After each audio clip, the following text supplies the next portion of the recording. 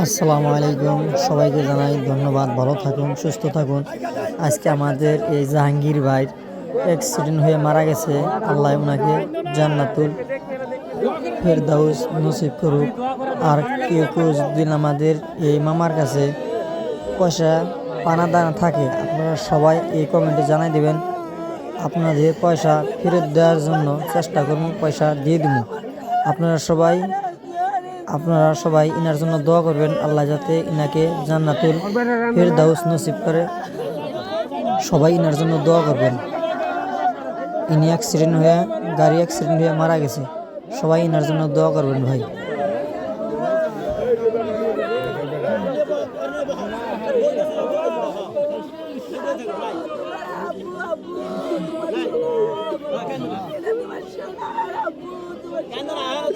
দাদু ভাই, দাদু ভাই, দাদু ভাই।